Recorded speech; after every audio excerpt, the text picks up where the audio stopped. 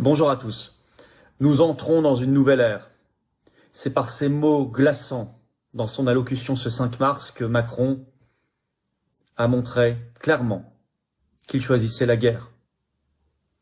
Cette allocution était d'une gravité exceptionnelle parce qu'elle nous met sur un chemin de guerre.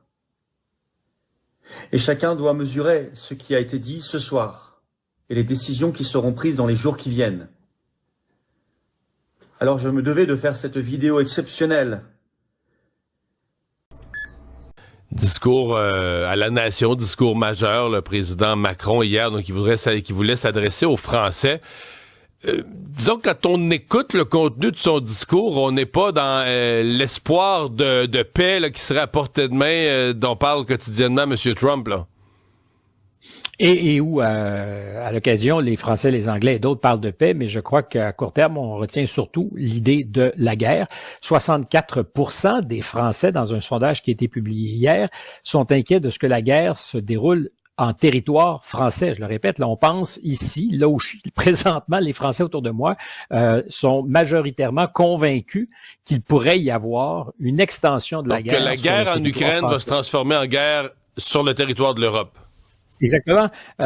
Et c'est ce que disait un peu M. Macron. Qui peut croire que la Russie va s'arrêter à l'Ukraine? C'est très sérieux. Pour les Européens, pour M. Macron hier soir, c'est le premier des leaders européens à avoir choisi de s'adresser directement à ses commettants, aux Français. Il y a une très grosse réunion aujourd'hui sur les enjeux de sécurité à Bruxelles, réunion à 27. Là, c'est plus cacophonique, c'est pas évident que tout le monde pense la même chose, mais M. Macron, donc hier, saisissait les Français, leur disait, c'est pas la première fois, mais nous sommes en guerre. Alors, c'est pas une guerre ouverte, elle n'est pas déclarée. C'est vrai que les Russes font de la déstabilisation, s'attaquent aux réseaux informatiques, aux infrastructures, ils font de la cyberguerre, font aussi de la désinformation. On peut penser que les Européens, comme les Américains, se défendent et aussi, à l'occasion, livrent cette guerre sur ce territoire-là, sur ce terrain-là, le cyberespace, dans le cyberespace. Mais la guerre avec des canons où il y aurait des soldats européens et russes qui en viendraient aux prises les uns avec les autres, c'est pas évidemment commencé. Sinon, il y a probablement en Ukraine déjà des Européens et des Américains qui jouent un rôle actif. Mais là, on parle vraiment de cette possibilité. Alors, on veut la décourager. C'est pour ça que les Européens disent il faut emprunter, il faut mettre notre industrie militaire à niveau. On parle dans un premier temps d'un emprunt de 800 milliards de dollars qui vont être créés ex nihilo. Ça vient de nulle part, on va l'emprunter d'une manière ou d'une autre dans un contexte où les finances publiques françaises, mais aussi européennes, sont assez difficultueuses, sauf peut-être pour les Allemands. Or, il n'y a pas un citoyen européen qui a choisi un gouvernement qui applique un programme de réarmement.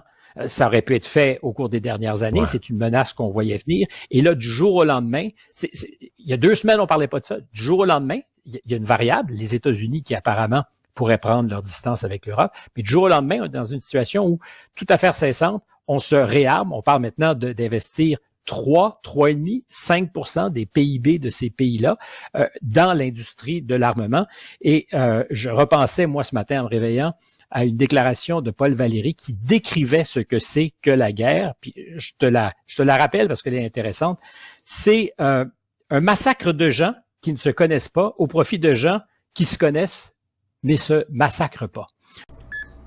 Et que t'as pas un électeur nulle part qui a choisi de voter pour ce réarmement. Et celui donc qui est aux commandes dit j'aimerais ça que ça soit l'ancien Parlement, ce qui est tout à fait possible, parce qu'il y a pas de nouveau Parlement, qui vote sur une idée qu'on a eue, qu'on présente aux électeurs. Donc, le faire vite, avant que le nouveau Parlement soit constitué, là. C'est quand même extraordinaire, et je rappelle encore une fois qu'on est toujours en train de faire ça au nom de la démocratie. Mais qu'est-ce qui vous a frappé alors dans le discours, Alexandre?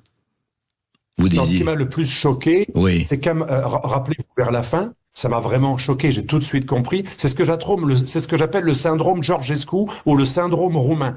Il dit à la fin, toute vérité n'est pas forcément une vérité. La notion de vérité reste à définir. Il faut voir ce qu'on appelle une vérité. Et il dit, la liberté d'expression ne doit pas être n'importe quelle liberté d'expression, et parfois elle peut être limitée. On nous prépare à un syndrome roumain. Ça veut dire que l'Union européenne confirme sa dérive. Les pays de l'Union européenne confirment une dérive qui consiste à nous faire peur avec une menace russe qui est une menace pour les Ukrainiens, mais pas pour nous. Oui. Aucun pays de l'Union européenne n'est menacé directement. Vous voyez, derrière moi, il y a un tableau. Je viens de faire mon cours en anglais avec mes étudiants internationaux de géopolitique. Et dans la conception classique de la géopolitique, un ennemi, c'est celui qui vous flingue, qui vous égorge dans votre baignoire ou sur votre terrasse. Bien sûr. Qui vous envahit physiquement. Ouais. Il vous envahit physiquement votre territoire, il attaque physiquement votre population et il détruit vos institutions. Donc la Russie est incontestablement l'ennemi de l'Ukraine. Mais elle n'est pas encore l'ennemi des pays baltes, même si ça pourrait. Et elle l'est absolument pas pour la France. Donc on nous ment quand on nous dit que la Russie est l'ennemi existentiel. C'est pour ne pas parler de l'autre ennemi. C'est ce que j'ai écrit dans mon livre en 2018, Les vrais ennemis de l'Occident. On nous parle de l'ennemi russe pour ne pas parler de l'ennemi interne.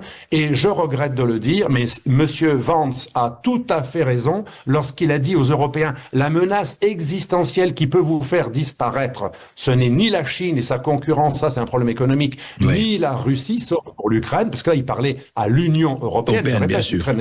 Européenne, et c'est une menace interne, c'est l'immigration non contrôlée et le terrorisme islamiste, bien sûr, mais c'est aussi vos reniements à vos propres valeurs de John Locke et de la démocratie et de tout ce qu'on nous dit tout le temps. La liberté va être réduite de plus en plus, et Macron l'a carrément préparé hier au nom d'une menace russe. Ça peut déboucher sur autre chose. J'ai beaucoup travaillé il y a des années sur un rapport concernant le bail-in. Pour nos auditeurs, le bail-in, c'est quand on va saisir des avoirs de petits porteurs pour payer la dette de banques d'État. Ouais. Chypre avait été ruiné à cause des emprunts grecs et l'Union européenne n'avait pas été solidaire et on avait enraciné la fameuse loi Sapin. On va pouvoir ponctionner en 24 heures pendant la nuit. Moi, j'ai une amie chypriote qui avait gagné cet argent tout à fait honnêtement. C'était pas des oligarques russes comme on a dit. Ouais, elle a perdu de nuit 2 millions d'euros. Elle a perdu toutes les économies de sa famille dont elle avait hérité. Eh bien, on nous prépare à ça. Quand je parle à des banquiers, ils me disent très souvent, bientôt, l'idée de l'Union européenne, c'est de supprimer le liquide pour l'hypercontrôle par les traçages, etc. Ouais. Et bientôt, nous préparer à ce que les riches soient ponctionnés s'ils veulent pas. Effectivement, on va pas augmenter les impôts, mais on va dire, d'ailleurs, on nous l'a annoncé hier, on a dit qu'il faudrait que les milliardaires participent à l'effort de défense, qu'ils donnent une partie de leur...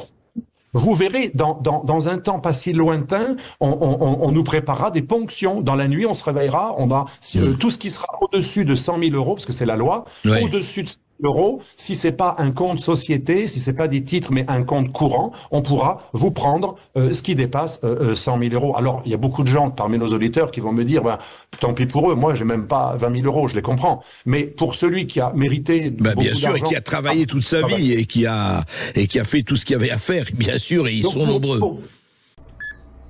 Personnellement, j'ai trouvé extrêmement grave que le président de la République utilise ce ton, utilise cette thématique. Il y a eu tellement d'allocutions depuis 8 ans, avec les vœux, avec le Covid, tellement de prises de parole solennelles à 20h où tout le monde est là en attente. Mais là, le ton grave, la cravate noire, les termes employés jusqu'au terme « la patrie a besoin de vous ».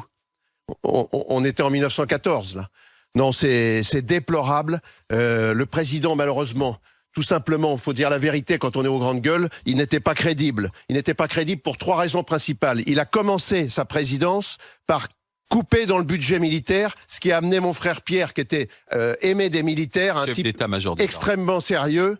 Il a été obligé de lui-même, il n'a pas été viré, c'est lui qui a démissionné parce qu'il a dit à l'époque...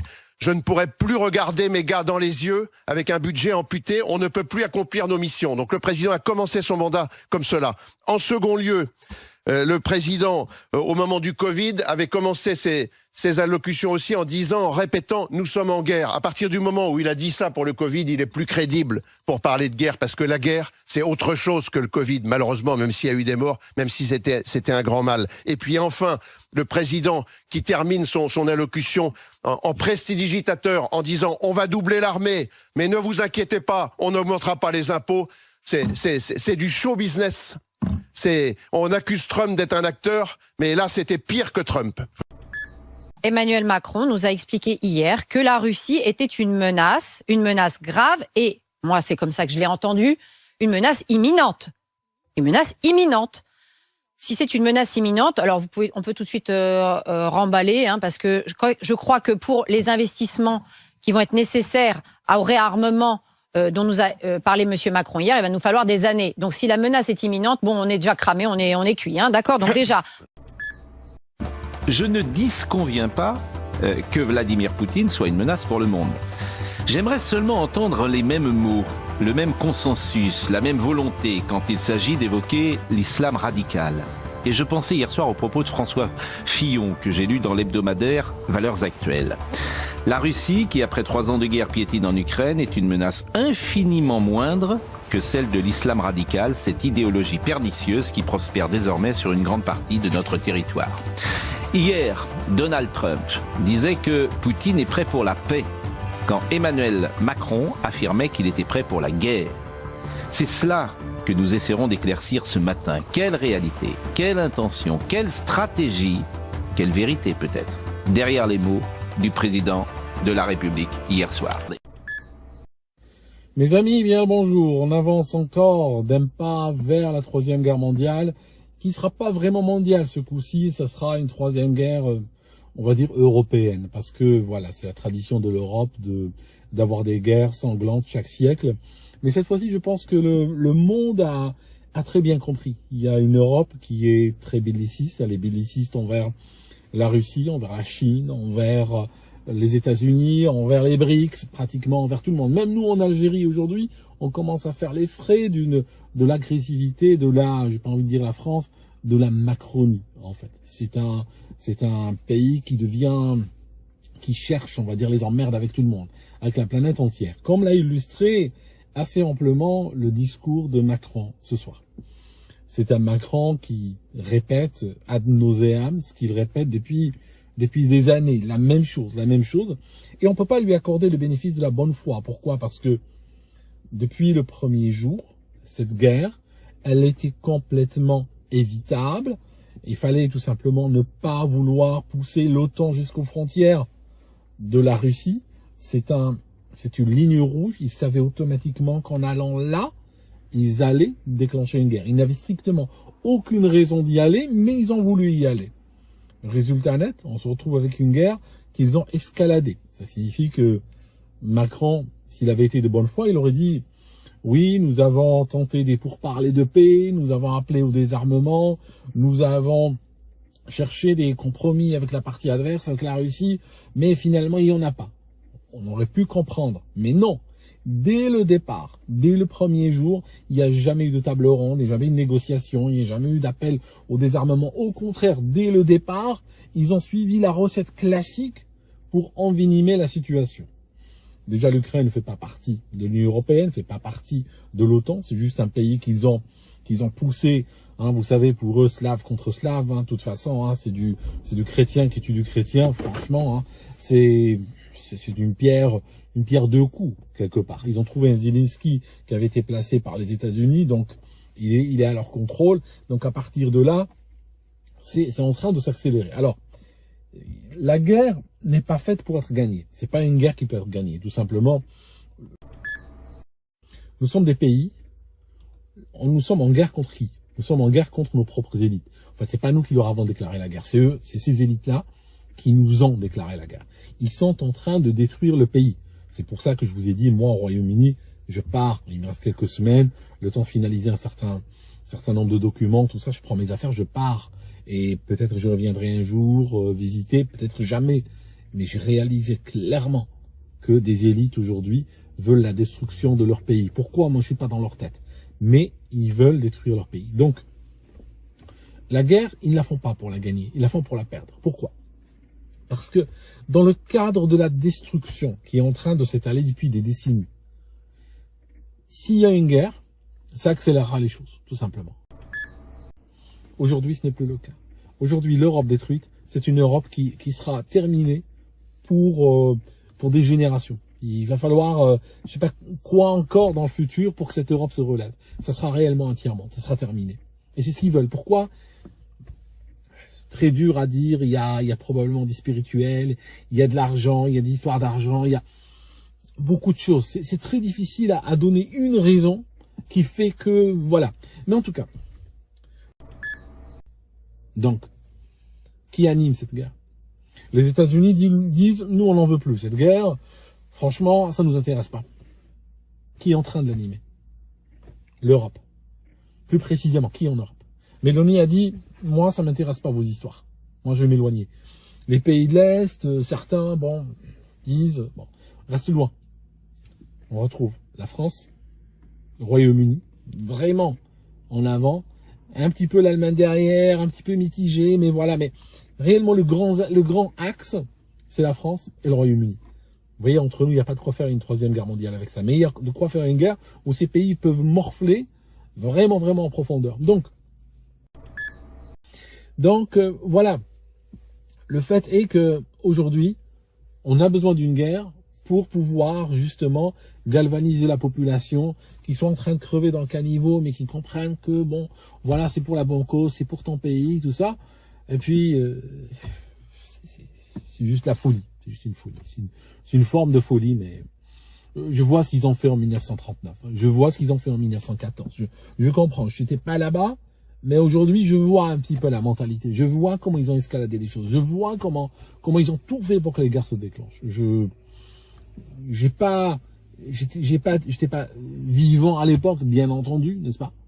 Mais je commence à avoir une idée un petit peu de ce qui a été fait. Je commence un petit peu à comprendre. Des millions de gens envoyés à leur mort pendant que les grandes fortunes étaient en train de se faire avec le sang des innocents.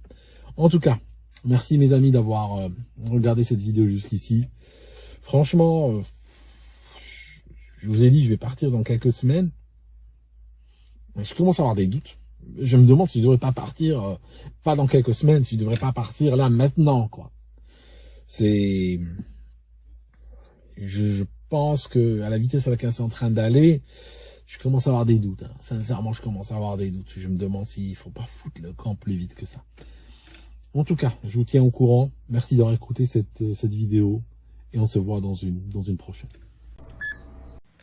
Mes amis, nous sommes en guerre. Nous sommes en guerre contre un ennemi invisible.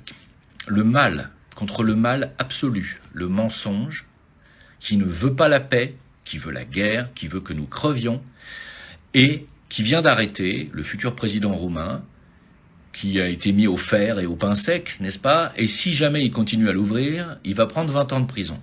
Pourtant, il a continué à l'ouvrir et il nous a gratifié d'un petit commentaire. Écoutez bien. Alors, il s'agit bien ici de Georgescu et donc d'une allocution qu'il a fait ici même, mais comme c'est en roumain, n'est-ce pas, je vais vous lire tout ce qu'il vient de dire. Alors, mes amis, écoutez bien, nous sommes à 1 seconde de revenir à la dictature. Le destin d'une nation se construit par des sacrifices. Ce n'est pas facile, c'est nécessaire. Je sais que vraiment beaucoup d'entre vous me soutiennent. Mais il est important que vous sachiez en ce moment, nous sommes dans une lutte qui ne peut être gagnée derrière les écrans de télévision ou de téléphone. C'est impossible. Je n'ai pas besoin de likes ou de followers sur Facebook, ni sur TikTok. J'ai besoin de savoir que nous sommes tous unis pour la même cause, de manière réelle, physique, palpable, pour le même idéal. Vous comprenez que je like pas, n'a strictement aucun intérêt. Ensuite, dit-il, toute la liberté, tout pour la liberté, tout. Sinon, il est inutile de nous soutenir uniquement sur Facebook ou sur d'autres plateformes de médias sociaux. Moi, pour mon peuple, je lutte contre un système entièrement corrompu. Et je lutte avec honneur, foi et humour et amour. Mais il faut que le peuple, à son tour, veuille aussi cette lutte, qu'il ait la force de ne pas se laisser vaincre par toutes ces actions dirigées contre nos droits sacrés. Le système a déclaré la guerre à la liberté, à nos droits, à notre démocratie. Je veux que vous sachiez exactement la vérité. Ils nous appauvriront, ils nous humilieront, juste pour satisfaire leur ego, pour remplir leurs comptes et pour obéir à leur chef de Bruxelles. Ils ont annulé nos élections, notre droit libre constitutionnel pour lequel des gens sont morts il y a 35 ans. Quel pire mal peut-on faire à un peuple que de lui retirer la liberté de choisir démocratiquement? Ce système a perverti tout ce que nous avons de plus sacré. La liberté. Mettez-vous un instant à la place de ceux chez qui les forces de l'ordre font irruption chaque jour. Et pourquoi? Juste parce qu'ils ont soutenu un idéal, une cause. Juste parce qu'ils m'ont soutenu et ont demandé la démocratie. Est-ce leur péché de soutenir la liberté? Est-ce le pays que vous voulez? Vivre dans la peur que n'importe quel abus puisse arriver, y compris contre vous? Mettez-vous aussi à la place des parents qui travaillent et partent à l'étranger et embrassent leurs enfants avec des larmes aux yeux parce qu'ils ne peuvent pas rester chez eux. Ou inversement, des parents qui voient leurs enfants partir travailler à l'étranger. Est-ce ce que nous voulons, être seuls et pauvres? Depuis 6 mois, nous ne parlons pas de guerre. Pourquoi parlons-nous de guerre? Nous ne parlons que de guerre, excusez-moi. Pourquoi parlons-nous de guerre alors que nous devrions parler exclusivement de paix? Pourquoi? C'est bien parce qu'ils ne veulent pas notre bien, ils veulent notre mal. C'est le système. C'est l'incarnation du mal absolu. J'ai vu qu'on compte les voitures avec lesquelles je circule, des voitures pour lesquelles personne n'a rien demandé à l'État roumain. Quel préjudice a été causé à l'État roumain, au peuple ou au budget de l'État par l'utilisation des voitures offertes par mes partisans, etc., etc. Ce que Călin Georgescu dit ici, c'est qu'une révolution ne se gagne pas en faisant des likes sur les réseaux sociaux. Deuxièmement, que l'Union européenne est le mal absolu qui met fin à toute démocratie et qui veut la guerre. Est-ce que vous avez peur que ce conflit dégénère en conflit nucléaire? Parce que c'est quand même un sujet qui est revenu régulièrement. On nous disait Poutine est prêt à utiliser l'arme nucléaire. Macron lui-même rappelle que la France là pourrait s'en servir ou la partager. Enfin, on sait pas trop. Mais est-ce que cette menace nucléaire, elle a pesé sur le conflit? Non, pas réellement. Pour moi, c'est des éléments de langage. Sur le terrain, ça n'a pas tellement de réalité. En réalité, mais ça n'a pas vraiment de sens puisque Poutine n'est pas un fou, Emmanuel Macron non plus. Donc